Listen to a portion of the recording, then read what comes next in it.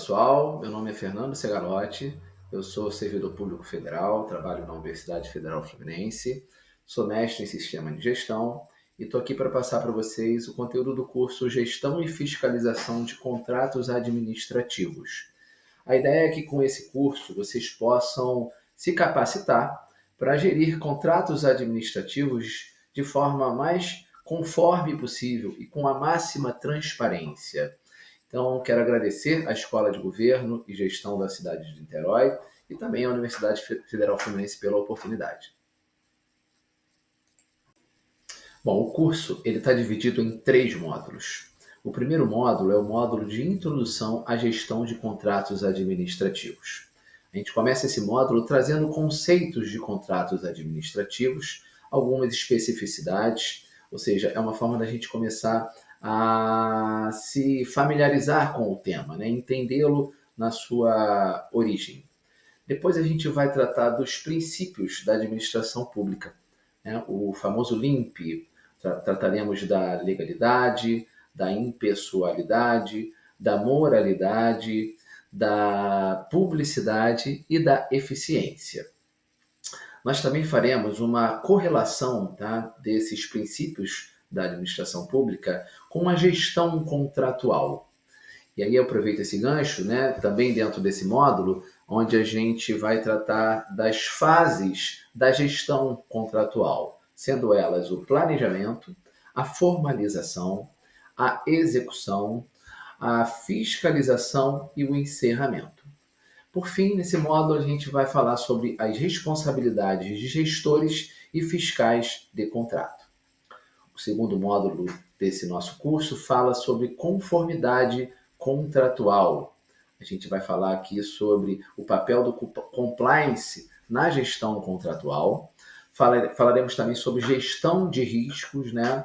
E a oportunidade de, na gestão de risco, nós conseguirmos mitigar alguns problemas que possam eventualmente ocorrer na gestão de um contrato administrativo. Traremos também todo o instrumental legal, né, e normativo que rege a gestão de um contrato administrativo. Falaremos também sobre a atuação do controle interno na verificação da legalidade e a aderência contratual. A gente finaliza esse curso, né, o terceiro módulo, falando sobre transparência e fiscalização.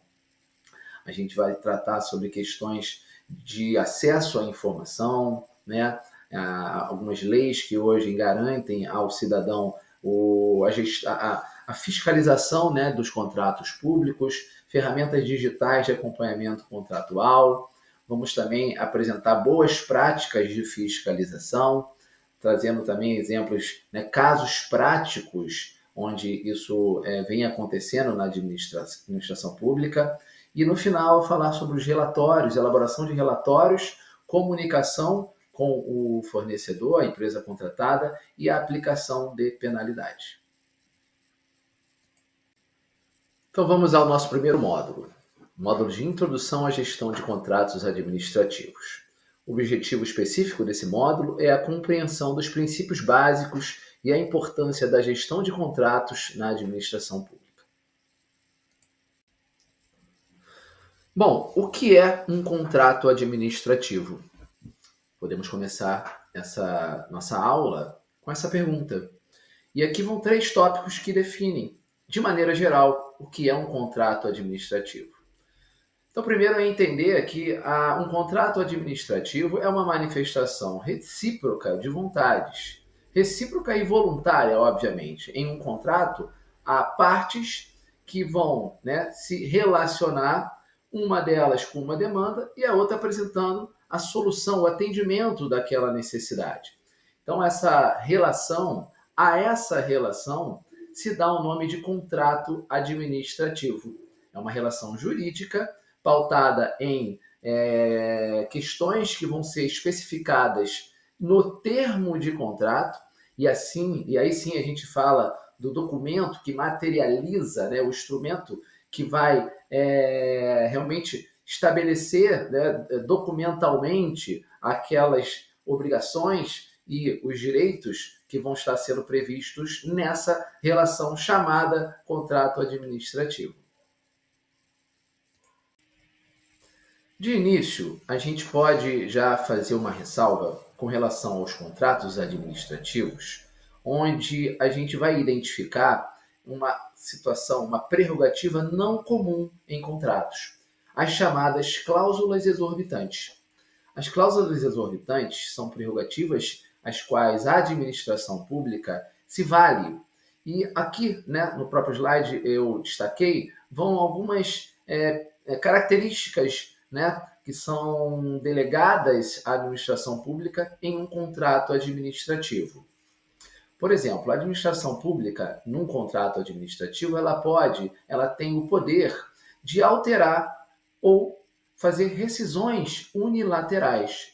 A gente vai ver à frente, né, ao longo do curso, em que situações isso se faz possível, né? Então, a gente vai discutir sobre isso mais especificamente. Mas, de antemão, já trago a vocês a primeira prerrogativa, né? Que se enquadra ou se é classificada como uma cláusula exorbitante. Outra prerrogativa em um contrato administrativo, dada à administração pública, é o poder de fiscalização e controle na operação de um serviço em um contrato administrativo.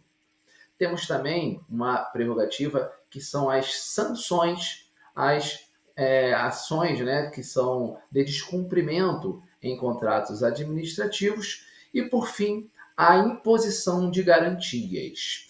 Nós vamos agora, no próximo slide, discorrer sobre um exemplo, para vocês entenderem como isso se dá na prática, um exemplo específico relacionado à imposição de garantias.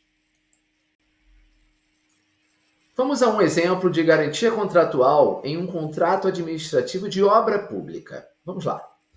Imagine que a Prefeitura de Niterói celebrou um contrato com a construtora XYZ Limitada para a construção de uma nova unidade básica, uma UBS, no bairro de Ititioca. Para assegurar que a construtora cumprirá suas obrigações contratuais, será exigida uma garantia contratual. Nesse cenário, a garantia mais comum e adequada seria a garantia de execução contratual, uma performance bond.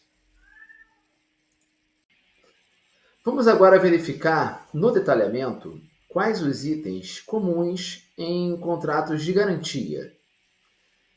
Temos ali, o tipo de contrato, né? Um contrato de obra pública, uma construção civil. Nós temos também as partes envolvidas, no caso, a contratante, a Prefeitura de Niterói, a outra parte envolvida, a contratada, a construtora XYZ, o objeto do contrato, construção de uma UBS em Ititioca, o valor do contrato, e é importante a gente falar aqui, ressaltar o valor do contrato, porque é sobre ele que incide o valor da garantia previsto na legislação. Então, nós temos o valor do contrato de 10 milhões, o valor da garantia 5% do valor do contrato, ou seja, 500 mil reais. E aqui eu já deixo mais uma primeira, né, referência na legislação, o artigo 98 da nova Lei de Licitações e Contratos, a Lei 14.133 de 2021, onde se estabelece que a garantia pode ser de até 5% do valor inicial do contrato. Ok? Vamos falar agora do funcionamento com relação a de que forma se amarra, se apresenta, como isso fica dentro do contexto de um contrato administrativo. Então, a gente precisa entender que a previsão, né, de uma garantia para o contrato em específico, ela já é mencionada no edital de licitação. Esse edital ele já vai compor a obrigação, né, o dever de apresentação de uma garantia. Ali a gente já faz referência à legislação que estabelece o percentual de aplicação do valor para a demonstração daquela garantia e, posteriormente, isso vai compor a minuta do contrato. Então, a Prefeitura de Niterói já estabelece isso como uma obrigatoriedade da construtora XYZ e ela vai apresentar isso como uma garantia na execução contratual. Ok? Agora, de que forma, quais as modalidades de garantias que o fornecedor pode usar na composição desse contrato administrativo. A gente vai falar então agora desses exemplos. O primeiro que temos aí no nosso slide é o calção em dinheiro. A construtora deposita R$ 500 mil em uma conta específica da prefeitura ou uma conta vinculada ao contrato. Temos também os títulos da dívida pública. A construtora oferece títulos públicos federais, estaduais ou municipais de valor equivalente. E por fim, e a modalidade mais comum para contratos de grande porte, o seguro-garantia. A construtora contrataria uma pólice de seguro junto a uma seguradora, na qual a seguradora se compromete a indenizar a Prefeitura de Niterói caso a construtora não cumpra suas obrigações contratuais. Por fim, temos a fiança bancária. Um banco emitiria uma carta de fiança em favor da Prefeitura de Niterói, garantindo o cumprimento das obrigações da construtora. Vamos falar agora da finalidade da garantia. A garantia ela serve para cobrir eventuais prejuízos que a Prefeitura de Niterói possa sofrer caso a construtora XYZ descumpra o contrato. Vamos aos exemplos? Atraso na entrega da obra. Se a construtora não entregar a UBS no prazo estipulado, por exemplo. Defeitos na execução. Se a obra apresentar vícios ou falhas que comprometam sua funcionalidade ou segurança. Abandono de obra. Se a construtora paralisa ou abandona a construção. Não cumprimento de outras cláusulas contratuais, como, por exemplo, não realizar os pagamentos de encargos trabalhistas e previdenciários de seus empregados, resultando em responsabilidade subsidiária da administração. Vamos falar agora da execução da garantia. Se a construtora não cumprir suas obrigações, a Prefeitura de Niterói poderá acionar a garantia para pagar multas contratuais devidas pela construtora, custear conclusões de obra por outra empresa caso a construtora XYZ abandone o projeto, ou corrigir vícios e defeitos da obra. É importante dizer que a liberação da garantia, ou seja, a devolução desse valor, né, para a empresa contratada, ela se dá após todas as obrigações contratuais cumpridas pela construtora XYZ no nosso exemplo.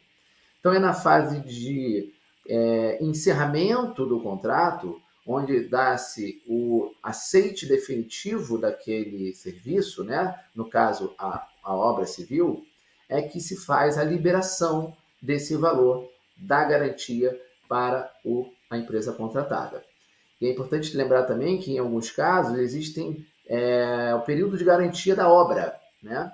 Que, por muitas vezes, se dá por 5 anos, e aí só após o término da garantia da obra é que se faz a liberação desse valor.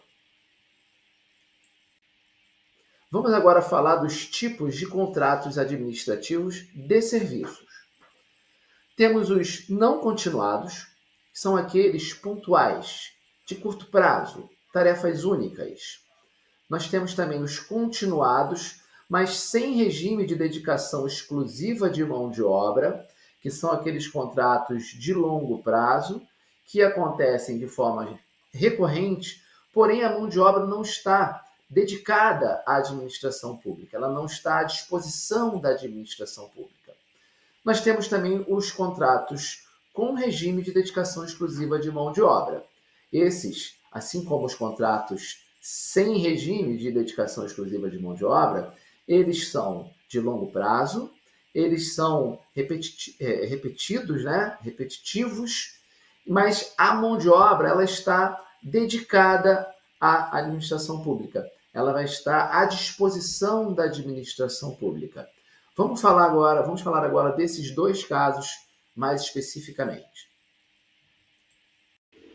Como dito, os serviços sem regime de dedicação exclusiva de mão de obra são aqueles em que não há necessidade de que o trabalhador executante do serviço fique à disposição do órgão contratante. A gente pode, inclusive, fazer com que esses serviços sejam realizados fora do espaço físico do órgão, ok? Agora, em se tratando dos serviços com regime de dedicação exclusiva, nós temos aqui algumas disposições da própria legislação, na IN 05, artigo 17, que caracteriza bem o que são esses serviços com regime de dedicação exclusiva. Vamos a eles. O primeiro é, os empregados da contratada, que eles fiquem à disposição nas dependências da contratante para a prestação de serviço. Ali em segundo, nós temos que a contratada não compartilhe os recursos humanos e materiais disponíveis de uma contratação para execução simultaneamente de outros contratos. Por fim, né, a contratada possibilite a fiscalização pela contratante quanto à distribuição, controle e supervisão dos recursos humanos alocados aos seus contratos. Então, a gente identifica aqui, vamos dizer, um tripé nessa relação em contratos de prestação de serviço, contratos terceirizados, onde nós temos a entidade contratante, no caso o órgão público, a entidade contratada, a empresa de terceirização, mas aqui aparece de forma mais contundente o trabalhador terceirizado. E aí a gente vai, ao longo também do nosso curso, falar um pouco mais sobre algumas questões que envolvem esse terceiro agente, né, dessa relação.